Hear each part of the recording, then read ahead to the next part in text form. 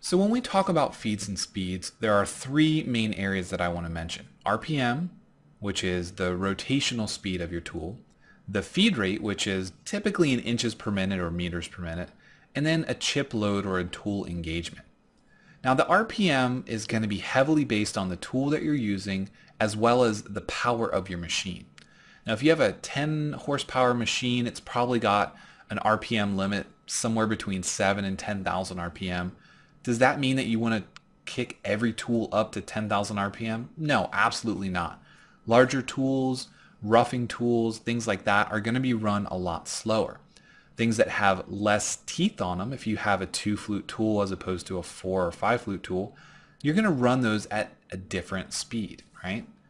The actual feed rate, the inches per minute or meters per minute, again is also going to come into play based on the tool that you're using, the type of tool it is, whether it's a roughing tool or finishing tool, its size, the number of flutes it has, the material cutting, the coating on the tool.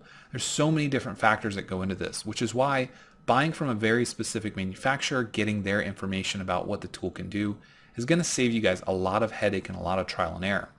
Now, of course, their information might not be perfect because the material you have might be a little bit different. If you're machining aluminum, that's not a universal guarantee that the feeds or speeds that they give you for aluminum are going to work.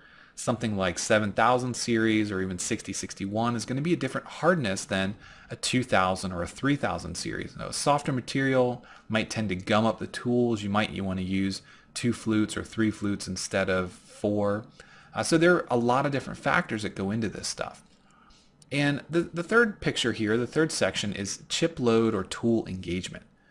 So there's a lot of work that's been done in the past several years by all the different CAM softwares to allow you to do deeper cuts and faster feed rates and higher RPMs with full tool engagement.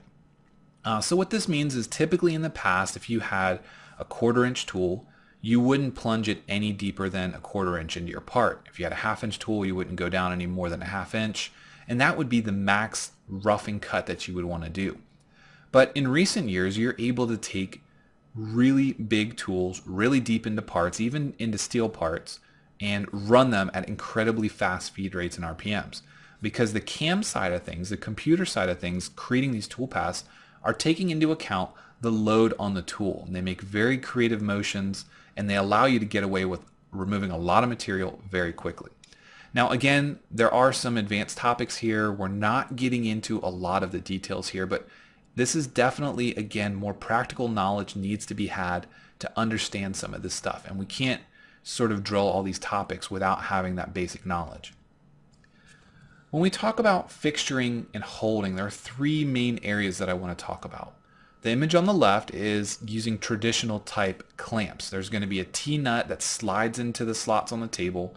You're going to run a stud down, and you're going to basically clamp this down with some very creative methods, right? So no two clamping situations are often the same.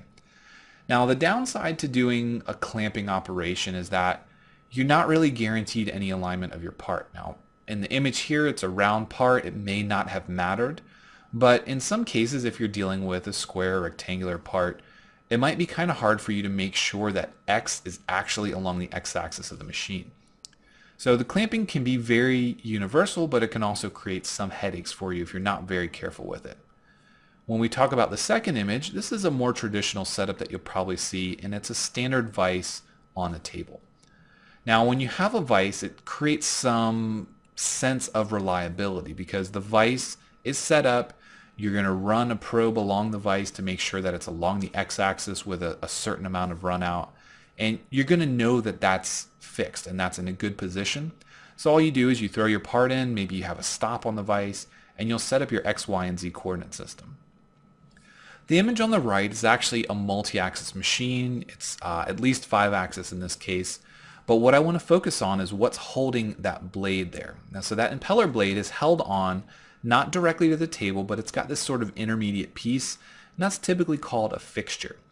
Now, when you start to make fixtures, you're typically holding a part that can't be held in any other way, or the fixture allows you to machine areas that are otherwise hard to do. When you throw something in a vise, You always have to be aware not to machine too deep unless you have soft jaw or sacrificial vice jaws.